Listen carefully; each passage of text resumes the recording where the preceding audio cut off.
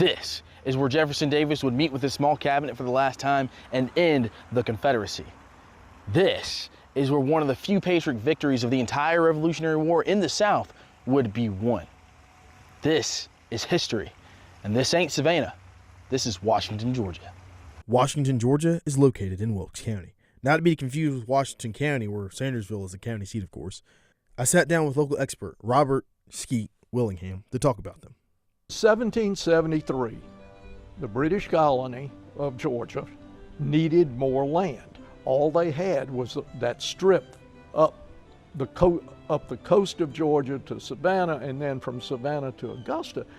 And they had a lot more settlers who were clamoring to come in to affordable lands. So exactly 152 years ago this month, the ceded lands project essentially was begun. The original Wilkes County ceded lands went from, essentially, I always laugh, I say it went from I-20 to Athens to Lake Hartwell, to the upper reaches of Lake Hartwell. And it did. All that land was part of the original cession of Wilkes County. But the lands were first ceded mostly in 200-acre tracts or 100-acre tracts, beginning in September of 1773. And that went through pretty much until the Revolutionary War started. The town of Washington began as a fort, not so much to fight off the British, but as a protector to any Native American incursions that might occur, and which didn't really occur, but they were prepared for it at that point. And in 1780, on January 25th, we were chartered as essentially the first town in the nation named in honor of General George Washington. This is way before he was president. So this was what the town became, and it was sketched and laid out. From that, the town grew gradually over the 250 years almost with that. But the layout was essentially what we see still. Colonial Georgia was far away from where the independence movement began, but still had plenty of its citizens willing to take up arms to divorce the crown, and they would get the chance to put words to action 9 miles south of Washington in the Battle of Kettle Creek. The Battle of Kettle Creek happened on February 14, 1779, between about 700 British Tories or Loyalists and 297 Patriots from Georgia and South Carolina. The Patriots were led by Colonel Andrew Pickens, along with Lieutenant Colonel Elijah Clark and Colonel John Dooley. It was quick. It was about 15 minutes. The initial charge down the center, some of the Tories or the Loyalists, as soon as they realized what was happening, fired upon Pickens and his men, and Pickens writes a few were lost. Soon after that, Colonel Boyd, leading the Tories, was shot and killed, and they make their way down through the River Cane and across the creek onto the south side of that battle. Clark's horse is shot out from under him. He's given another horse, and he takes off, and he too crosses Kettle Creek to the south side. Now, when John Dooley takes his 50 to the right, he sees no action, but he can see what's happening over here, and he just takes it all the way down and across the creek and heads to the south side. That all happened in about 15 minutes. And then it took about another hour to finish the battle. It was a great Patriot victory. It's the only victory in the Revolutionary War in Georgia, so it makes it very important, and it just put a hole into Cornwallis's big Southern campaign push, thinking he would have lots of loyalists in the South, and if he could win the South, he could win the war. Well, this was his first defeat. It was a huge boost because we were a very divided community. There were a lot of loyalists who were here. There were also a number of patriots, and the patriots were very vocal, very active, and very influential.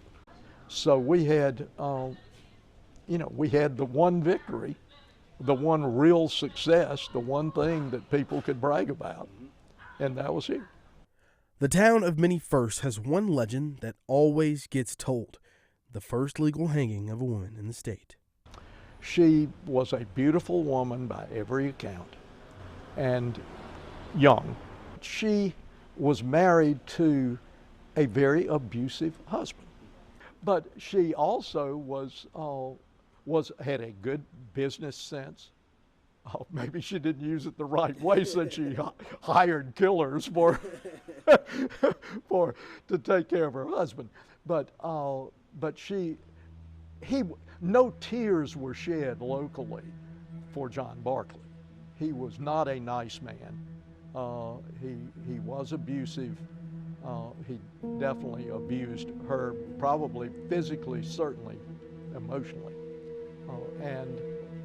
And so she was ready to get out of this arrangement. She already had a boyfriend, and he was part of the deal in this. Her brother was also involved in it, and it was set up as a possible robbery in the cotton shed storage across from their home that was not too far from present-day Highway 44 outside of Danburg. She was not very smart about some aspects of it. She tried almost immediately to get all of John Barclay's rather large amount of funds put in her name, and red flags went up, obviously. The trial was a rather hasty one, but before the trial, she had been imprisoned in the basement of a building the basement still survives here on the square. The building above it is a newer building, but that basement is where she would have been, just on the next corner down. So she had a matron who basically watched out for her in the basement just down the block. Polly was taken from her incarceration and placed on horseback. She was wearing her finest gowns, and it was a trek of probably 3/4 of a mile to the spot where she would be hanged. That spot is now very close to the intersection of Robert Toombs Avenue and Highway 44. There was an oak tree there. It had been selected, probably had been used for others in the same situation, not women, however, and Polly was hanged. And then you wrote a book on this. What's the name of that book, and then where can we find that book? It is No Mercy, and the Polly Barclay story, and it is pretty close to being out of print, actually, but there are copies that are available. You can probably find it on Amazon, and definitely find it on eBay. Nope, no Civil War battles in and around Washington, yet the town was still a major player. This is one of the fascinating things about Washington and Wilkes County, is that we have very solid, strong Revolutionary War history, as well as Confederate history and Civil War history. No battles here, of course. But at the end of the war, Richmond had fallen, and then Lee, of course, surrenders at Appomattox. Johnston surrenders in North Carolina, and Davis has hightailed it out of Richmond. He gets to Abbeville, South Carolina, and it's funny. The road from Abbeville to Washington in 1865 was almost like an interstate would be today. It was a main thoroughfare to the west.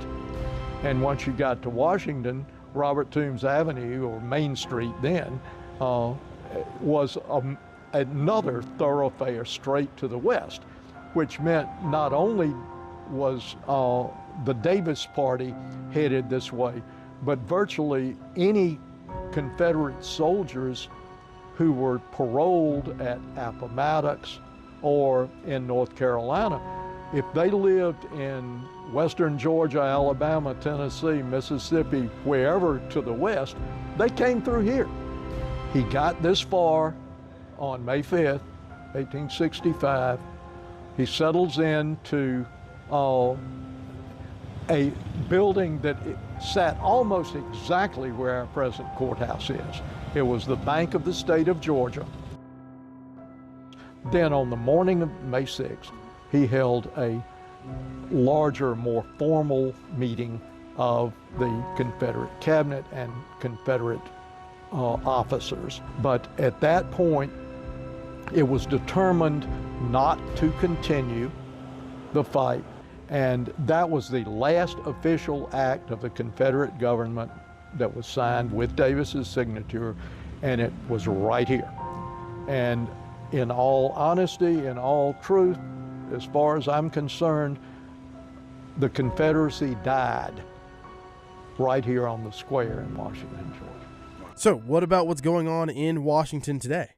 Local business owner Jill Cobb explains why Washington is a great place to call home. Because everyone knows everyone, and everyone is friendly, and everyone gets along, and football Friday nights, and everyone comes together. The band is awesome, our Tiger Band.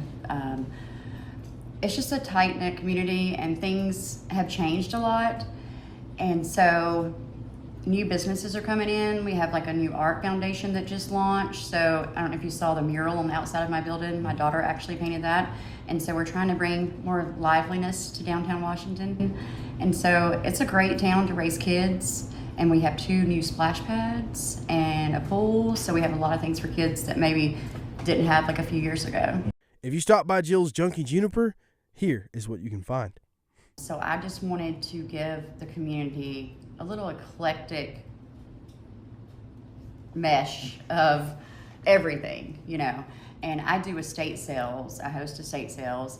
So I decided about a year ago I was going to open my own shop, and my sister and aunt had a shop here for almost 20 years, actually 19 and a half years on the square. And so I helped them with that when I moved back. And then I kind of just wanted something of my own. So I decided to rent this little space, and my daughter helped me, and she painted the mural on the outside, and that brings a lot of people in. And just wanted to add an affordable option, for people to thrift, or jewelry, or clothes, or vintage clothes, shoes, bags. There's a little bit of everything in here. In addition to her local business, she also runs a popular Facebook page. I also run the water cooler. It's online on Facebook, actually. It's Wilkes County News, Events, and a Community Hub. We lost our newspaper a few years back, so it was really, really needed. So I didn't really know what I was doing or how I was going to do it, and I just started it last year, and it's been an overwhelming response. All right, that's Washington. You can find a link to most, if not all, of Robert Skeet Willingham's history books in the description, and you can stop by Junkie Juniper in downtown Washington. The Historical Museum is also a must-visit.